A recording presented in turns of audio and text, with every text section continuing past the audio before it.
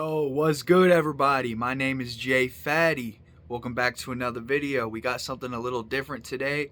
Today I'm going to be doing a review on the Poly D by Behringer. So let's get right into it. Alright, so here's the Poly D. It is an analog synthesizer by Behringer.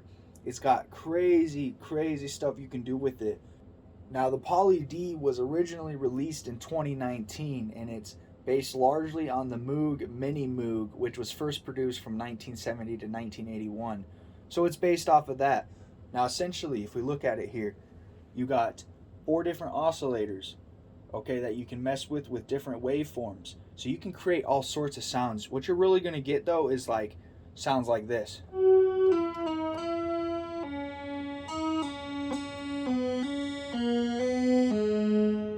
Very synthy, electronic sounding stuff, but you can get some more realistic sounding things as well. You can get Rhodes on here. You can make your own Rhodes sounds. You can make bass sounds, leads. It's really good for brass sounds as well.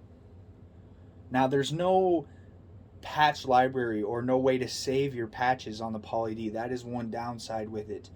You can't just create a patch by messing with all of these knobs and then save it. You're gonna have to take a picture of it so you know where everything was at. That is one downside. Now a couple different modes that it has over here. You got your mono mode, uni mode, and then poly mode. So you can do all sorts of cool stuff with that. Mono mode means all of the oscillators are gonna play when I just hit one note, as long as they're on over here, right? And then uni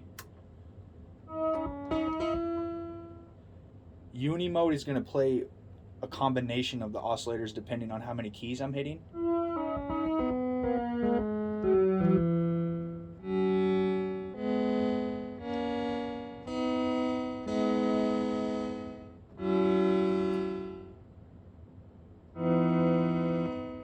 And then poly mode is only going to play the oscillators depending on how many notes I'm hitting with my hands. So like say I'm just hitting one note,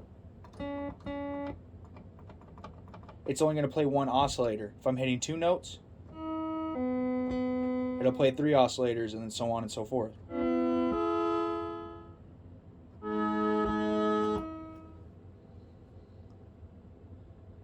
Now it's also got some built-in effects. You've got built-in distortion over here.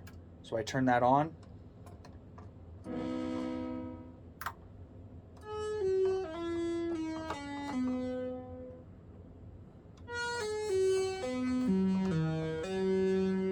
We can also turn the chorus on.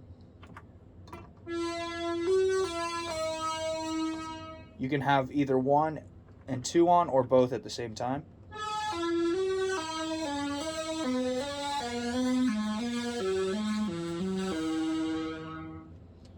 Now, all of these settings, these attack, decay, sustain, all of that, that's how you're going to manipulate the sound. So if you're trying to find a certain sound, this is where you'd really manipulate it. You also got other settings here, your volume settings for the oscillators if you want to turn them on or off. You got your different modes, your auto damp, glide, and modulation mix over here. Down over here is where you got your pitch wheel, your mod wheel, your LFO rate, and you can transpose the keyboard up and down octaves. Now right over here you got your step sequencer, okay, so you can make ARPs. You can choose the tempo gate length. So if I were to try to make an ARP right now, let me just hit record.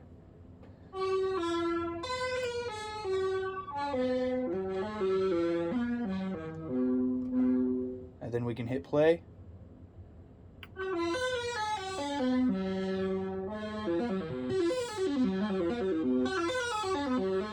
And you can manipulate all of this.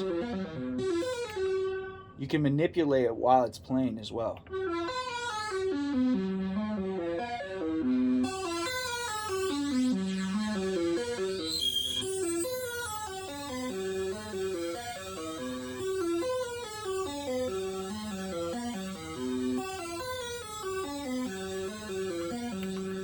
So yeah, just a quick overview and review.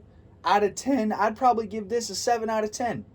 The only downsides, like I said, are not being able to load your own patches and save your patches and all of that, but it's still really good, really dope for synth basses, leads, brass, all of that, like I said. If you want to check this out, I'm going to have the link for the Poly D down in the description if you want to go cop it. It's really dope. I think it's a pretty cool beginner analog synthesizer, but you can also go beginner with some other ones as well. But yeah, if this video brought you value, please leave a like, hit subscribe, and hit the little bell. Make sure you stay safe, stay striving, and always be getting it. Much love, y'all. Peace.